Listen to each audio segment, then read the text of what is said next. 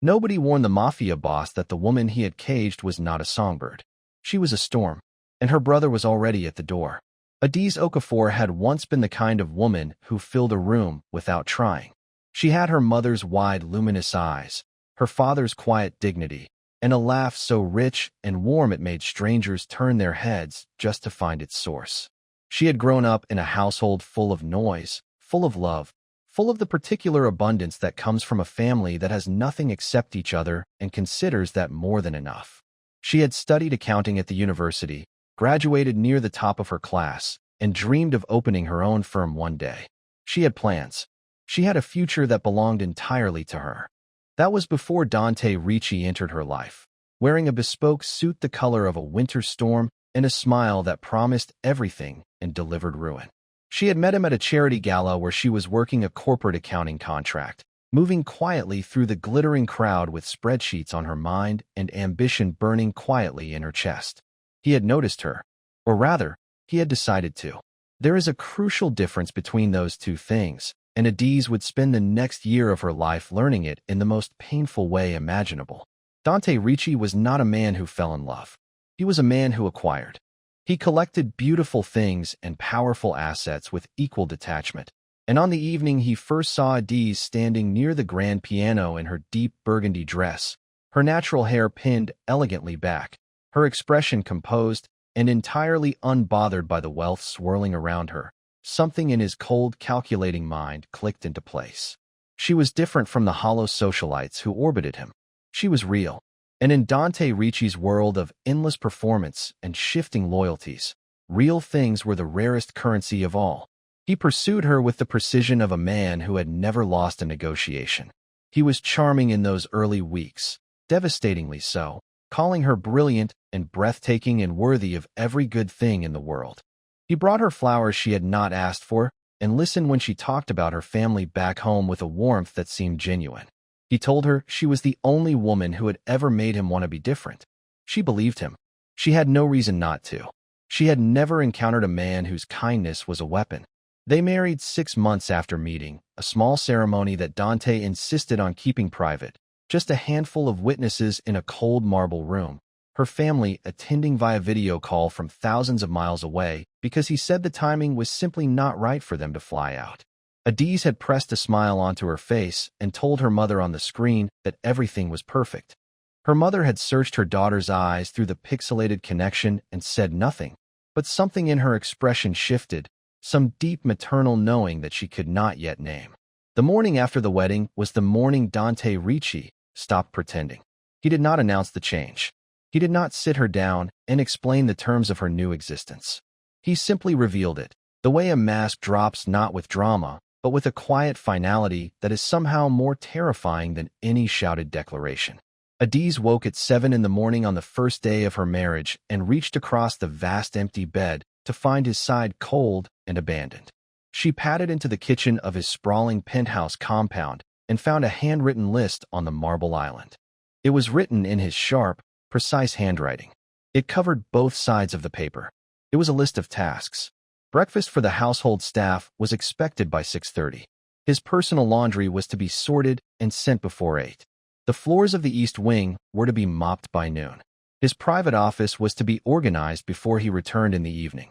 Dinner was to be on the table at 7, not 7:15, not 7:05, but 7 exactly. Adaeze stood in her silk nightgown reading the list and felt something cold and unfamiliar move through her chest. She told herself it was a misunderstanding. She told herself he had been busy, that this was temporary, that when she spoke to him they would laugh about it. She would come to understand, in the weeks that followed, that there was no laughing in Dante Ricci's house. There was only compliance or consequence. The compound sat behind iron gates on the edge of the city, a massive structure of glass and dark stone that looked less like a home and more like a fortress that had been decorated to resemble one. It employed a small army of household staff, but they were Dante's people, loyal to him in the way that people become loyal when their livelihood and their safety are held in the same hand. They watched Adaeze with careful eyes and offered her nothing in the way of warmth or solidarity. She was the boss's wife, which in this house meant she occupied a strange powerless rank, higher than the staff on paper, lower than everyone in practice. The housekeeper, a thin, severe woman named Mrs. Caruso, took particular pleasure in the arrangement. She assigned Adaeze the heaviest tasks with a politeness so thin it was practically transparent, always framing her instructions as gentle reminders while her eyes said something entirely different. Adaeze rose at 5:30 every morning because the list demanded it. She cleaned and cooked and organized and scrubbed until the muscles in her back screamed and her hands cracked from the cleaning products and the endless hot water.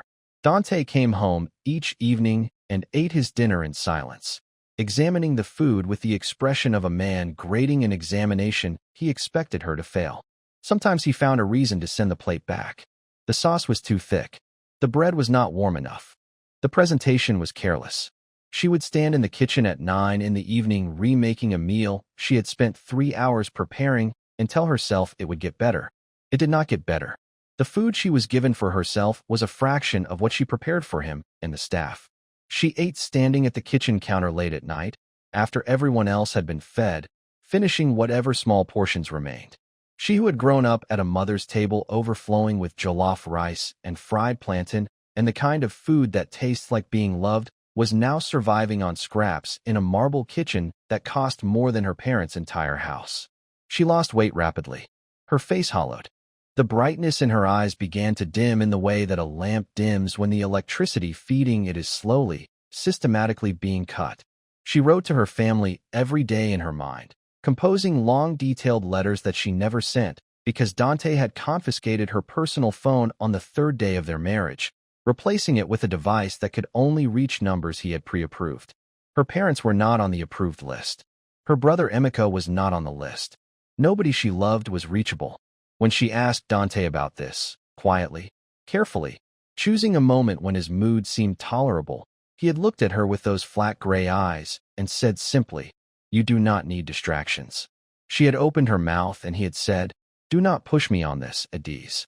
She had closed her mouth. She learned, in those early weeks, the precise geography of his patience, the invisible lines she could not cross, the subjects she could not raise, the rooms in her own home where she was not to linger. She learned that the word home was something she needed to stop applying to this place, because a home was somewhere you were safe, and she was not safe here. She was property. She was an acquisition that had not yet been returned but might be at any moment, and that uncertainty kept her compliant in ways that nothing else could have managed. Months passed the way months pass when every day is the same shade of gray and exhaustion becomes the only texture of time. Adaeze moved through the compound like a ghost, present in body and increasingly absent in spirit. She had stopped expecting kindness. She had stopped expecting conversation. Dante spoke to her in directives and corrections, occasionally in the particular cold silence that was somehow worse than either. He never struck her. She understood, with a clarity that arrived slowly and then all at once, that this was its own kind of calculation, that a man like Dante Ricci would never leave marks that could be documented, because men like Dante Ricci understood the language of plausible deniability. What he did instead was compress her world until it was the size of a single room, until she could not imagine an outside because she was no longer permitted to experience one. She was not allowed to leave the compound without his explicit permission, which he never granted. She was not allowed to receive visitors. She was not allowed to make calls. She was not allowed to sit in the main living areas when he entertained, which was often the sound of his guests laughing and the clink of crystal glasses drifting down the hallway to where she stood in the kitchen, invisible and starving in every sense of the word. She thought of her mother constantly. She thought of her mother's voice, the particular way she said Adaeze's name with all 4 syllables given equal weight and equal love, as if the name itself was a song. She thought of her brother Emiko, 2 years older than her, the one who had always said he would take on the whole world for her if he had to. She thought of him and ached with a longing so deep it had become its own kind of pain, something she carried between her ribs like a splinter she could not reach. She did not know if they were looking for her. She did not know if Dante had told them something, some constructed story to explain her silence. She only knew that she was here, and they were somewhere out there, and the distance between them felt not like miles, but like a different dimension entirely, one she could no longer access. The compound had a garden at the back, a long, narrow strip of manicured lawn bordered by high stone walls. It was the one place Adaeze was permitted to go without explicit instruction, perhaps because Dante had calculated that walls were walls regardless of whether they had flowers growing near them. She went there every afternoon for 20 minutes, the one small mercy she allowed herself, standing in the pale light with her arms loose at her sides and her eyes closed, feeling the air on her face and telling herself she was still a person, still whole, still someone's daughter, still someone's sister. It was during one of these brief escapes, on a gray Tuesday afternoon in the 9th month of her imprisonment, that she noticed something that made her heart stop and then surge with a ferocity that nearly knocked her sideways. At the far end of the garden wall, at the precise point where the stone met the shadow of a large oak tree, there was a small folded piece of paper tucked into a crack in the mortar. White paper and gray stone. She would not have seen it if she had not been looking at the wall with the particular desperate attention of a woman who had memorized every inch of the boundaries of her world. She walked to it slowly, making her body casual, keeping her movements ordinary in case any of Dante's cameras were angled this way. She worked the paper free with 2 fingers and tucked it into the pocket of her apron without unfolding it. She finished her 20 minutes in the garden. She went back inside. She stood over the kitchen sink running hot water and held the note under the edge of the counter where no camera angle could reach and opened it with trembling fingers. 2 words in a handwriting she would have recognized in the dark, in a crowd, in a dream. "I'm here." It was Emika's handwriting. It was her brother's handwriting. She bit down on the inside of her cheek, so hard she tasted blood, because she would not cry here. She would not give this house her tears. She had given it everything else, but it would not have her tears. She burned the note over the kitchen gas flame and watched it turn to ash and felt something reignite inside her that she had believed was gone for good. Emika Okafor had been looking for his sister for 7 months. He had started the search the moment his parents told him that Adaeze had stopped responding to messages, that the phone number they had was disconnected, that her husband's assistant had sent a polite email explaining that Adaeze was busy settling into her new life and would be in touch when she was ready. An email that had the particular smooth manufactured quality of something written by someone practiced in the art of saying nothing with many words. Emika had known instantly.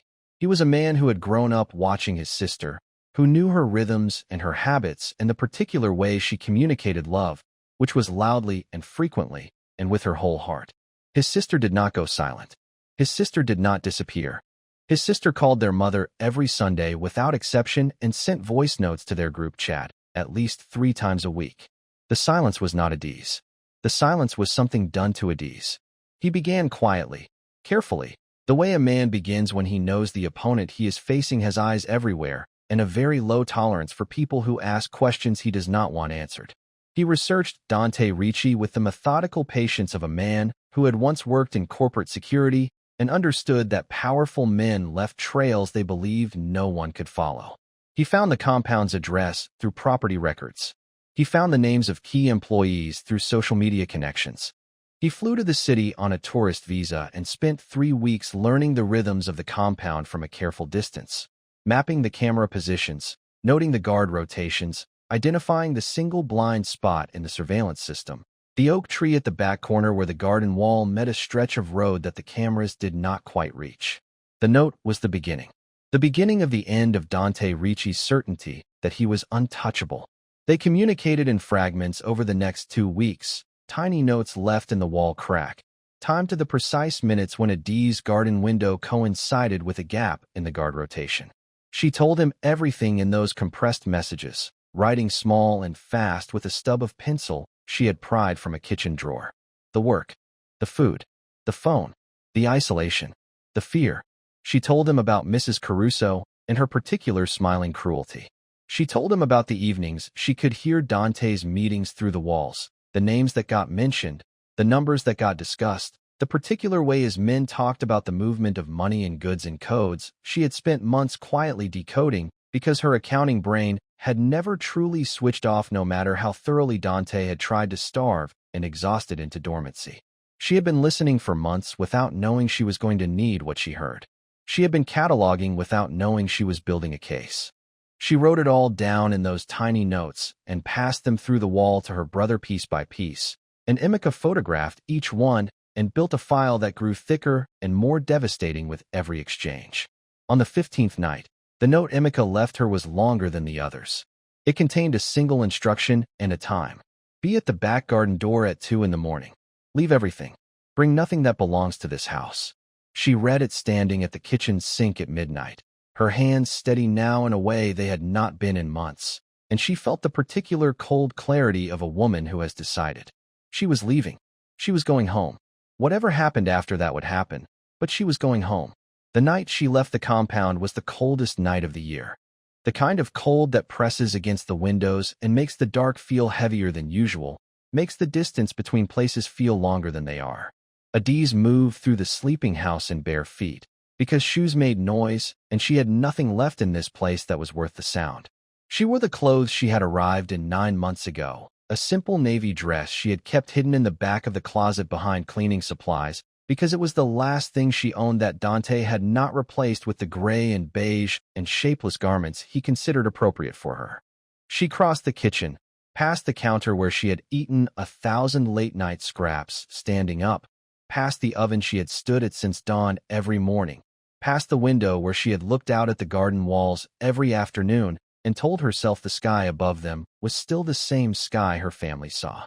She crossed the garden in the dark without a flashlight, trusting the memory of her feet, and she reached the back door in the wall that was never used, the one she had noticed 3 weeks ago, and said nothing about, and tried not to hope too hard about. It opened. Emika was on the other side. She saw his face in the darkness, the familiar face she had been aching for, and she pressed her hand over her mouth and walked into his arms and did not make a single sound, because she had learned in this house how to hold everything inside. He held her for a long moment without speaking, and she felt something release in her chest that had been clenched for 9 months, some locked thing behind her sternum finally letting go. Then he took her hand, and they walked quickly and quietly away from the compound without looking back, and Adaeze Okafor breathed the night air and felt, for the first time in almost a year, that it belonged to her. They were on a flight out of the city by 4 in the morning.